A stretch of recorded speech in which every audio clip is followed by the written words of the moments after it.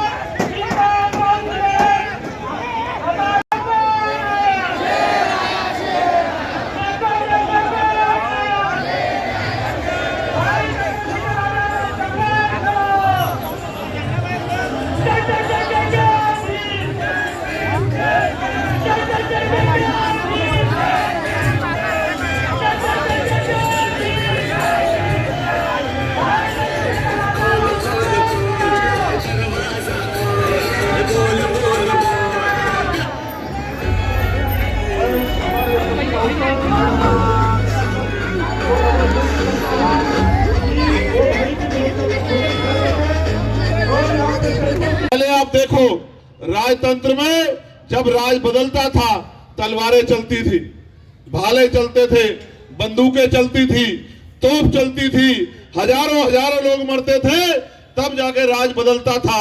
अब तो आपकी उंगली में इतनी शक्ति है, जिस बटन को आप दबा दोगे और बहुसंख्यक रूप से दबा दोगे, वही बटन वाला जीत जाएगा।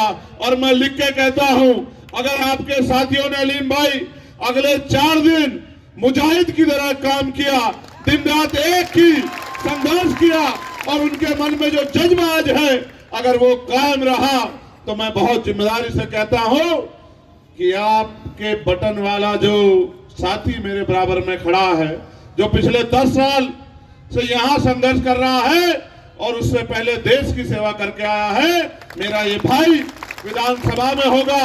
और जब मैंने आपका शानदार ये जमहूरियत का ये नजारा आज देखा, तो मैंने इनसे एक ही बात कही कि जब असेंबली में जाओगे तो कमजोरों, मजलूमों, गरीबों, नौजवानों, महिलाओं, मजदूरों के हक के लिए इतनी जोर से दहाड़ना कि तमाम जो कुर्सी पे बैठे लोग हैं, गरीबों का हक छीन के इनकी कुर्सियां हिल जाए, इतनी जोर से आवाज लगाना, क्योंकि लोग सुनना चाहते हैं, लोग देखना चाहते हैं कि बहादुर लोग असेंबलियों में आए, बहादुर लोग पार्लियामेंट में आए, क्योंकि ऐसे लोग पार्लियामेंट असेंबली में है जो अपने और अपने परिवार तक सीमित है, जिनको जनता से कोई मतलब नहीं है। आप ये महसूस करके देखिए, अगर जनता वोट देके आपको ताकत देके भेजती है तो सीबीआई, ईडी, इनकम टैक्स से डरने की जरूरत नहीं है। डरो तो गुनाह से, डरो तो बुरे काम से, डरो तो जुल्म करने से। जुल्म सहने वाला जुल्म करने वाले से ज्यादा दोषी होता है। मैं ये बात आपको स्पष्ट तौर पे कहना चाहता हूं।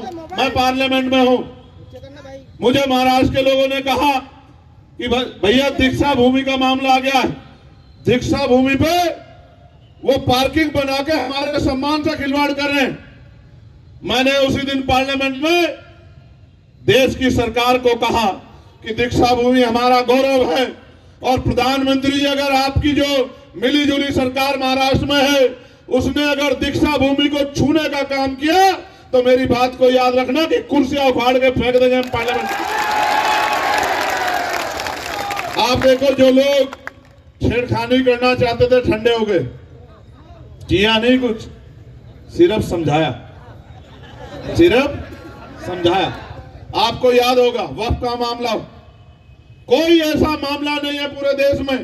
और अगर मैं बताने गया हूं तो मैं आपको लिख के देता हूं कि यहां जो जिम्मेदार समझदार लोग बैठे हैं, मैं वादा करके कहता हूं, अगर मैं आपको संघर्ष बताऊंगा तो आप अपने दिल पे हाथ रख लोगे कि कोई ऐसा भी है जो हर कीमत तक गुजर सकता है। कोई ऐसा मामला नहीं है कमजोरों का, चाहे किसानों का हो। 13 महीने आंदोलन चला, सीना तान के हमने उनके साथ खड़े होकर किसानों का आंदोलन लड़ने काम किया, और सरकार किसानों को कुचलने के लिए एडी चोटी का जोड़ लगा रही थी। पहलवान बेटियों के सम्मान पे बात आई तो जंतर मंतर पे हमने आंदोलन किया। अगर आरक्षण में घोटाला हुआ तो लखनऊ जाके सड़क पे लेट के हमने 5-5 दिन आंदोलन किया। और तो जब एनआरसी का मामला आया और तमाम लोग जिनको आप वोट देते हो घर में घुस गए। जमा मस्जिद में खड़े होकर चंद्रशेखर ने वादा किया था आपसे कि ये कानून लागू नहीं होने दिया जाएगा। मेरी बात को आप याद रखें। इसकी कीमत चुकानी पड़ी। मैं जेल गया, 29 दिन तक जेल रहा। मैंने लाठियां खाई, 4-4 बार मुझे लाठियों से पीटा गया। मेरे पैरों के नाखून खींच लिए गए, मेरे दांत तोड़ दिए गए, मेरी रीढ़ की हड्डी में गैप कर दिया गया। और आज भी मैं अपने साथियों से कह रहा था कि मैं ज्यादा देर खड़ा नहीं रह सकता हूं, लेकिन मैं कोशिश ये कर रहा हूं कि मेरे जैसे हजारों लोग देश में खड़े हो जाएं कि किसी गरीब की तरफ आंख उठाने की हिम्मत किसी ताकत में ना बचे। फिर कोई ऐसा मामला ना सिर्फ जुनैद का मामला हो, अखलाक का मामला हो, पहलू का मामला हो, नजीब का मामला हो, कोई ऐसा मामला नहीं है जिसमें मैंने अड़के लड़ाई ना लड़ी हो। कोई ऐसा मामला नहीं है। और आप महसूस करो, मौलाना साद साहब पे जब तबलीगी जमात के लोगों को जब सताया गया। नमस्कार, आदाब, सत श्री अकाल। आज अमरावती विधानसभा 38 में मुझे आने का मौका मिला है। मैं अपनी बात को रखने से पहले भारत में सभी धर्मों में जन्मे सभी संतों, गुरुओं और महान पुरुषों को नमन करता हूं। और ये अमरावती भी संतों, गुरुओं की धरती है। संत गाडगे जी महाराज, तुकडोजी महाराज और बहुत से महान क्रांतिकारी, संघर्षशील योद्धाओं ने इस धरती पर जन्म लिया।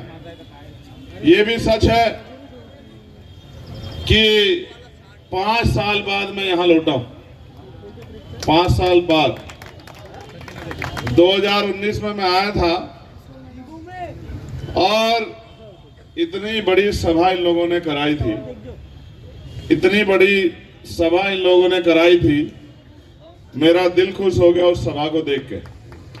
और वो सभा तब हुई जब 2 दिन भारतीय जनता पार्टी की सरकार ने मुझे मुंबई में होटल अरेस्ट रखा, क्योंकि मैं चैत्य भूमि जाना चाहता था और फिर हमारा कार्यक्रम भीमा कोरेगांव आने का था।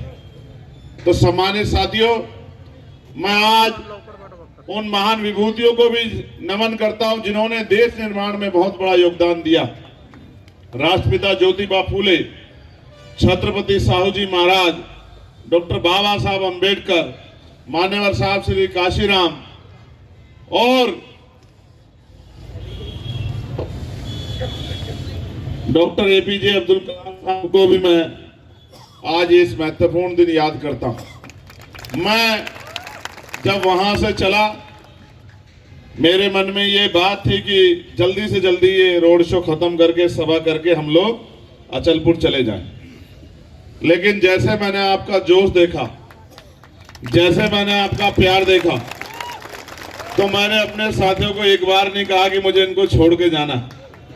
मैंने इनसे कहा कि इनको चलने दो, क्योंकि इन्होंने बहुत मेहनत की है। और मैं तो आज आया हूं, ये पिछले 10 सालों से यहाँ इसी तरह से मेहनत कर रहे हैं, क्योंकि ये यहाँ बदलाव चाहते हैं। आपके लोकप्रिय प्रत्याशी भाई अलीम पटेल साहब इस मंच पर बैठे, हमारी पार्टी के जिम्मेदार शख्सियत, जिले की टीम, प्रदेश की टीम, प्रभारी जी भाई मनीष साहब, भाई थोराट जी, आप मुझसे बहुत कुछ सुनना चाहते हो, लेकिन मैं आपसे बस एक सवाल पूछना चाहता हूं। भारत में लोकतंत्र है और लोकतंत्र में अगर हम अपनी गुलामी की बेड़ियां नहीं काट सकते हैं तो हमें दूसरे को ये कहना कि उसकी वजह से हमारी ये हालात है, ये सही नहीं है। क्योंकि अगर ये आजादी से पहला देश होता तो मैं ये मान लेता कि राजशाही है, जिनके पास, जिनके घरों में राजा महाराजा हैं, वही लोग शासन सत्ता में आ सकते हैं, वही लोग आगे बढ़ सकते हैं, तो मैं इस बात को मान लेता। लेकिन क्योंकि इस देश में लोकशाही है और बाबा साहब अंबेडकर ने अपने 4 बच्चों का बलिदान देकर हमें वोट की ताकत दी है, और ये वोट हमारा हथियार है, ये वोट हमारी ताकत है, ये वोट हमारी शक्ति है। और हम इस वोट के आधार पे बड़े से बड़े ताकतवर व्यक्ति को जमीन पर पटक सकते हैं और अपने भाई को विधानसभा में भेज सकते हैं। ये वोट हमारी है, ये वोट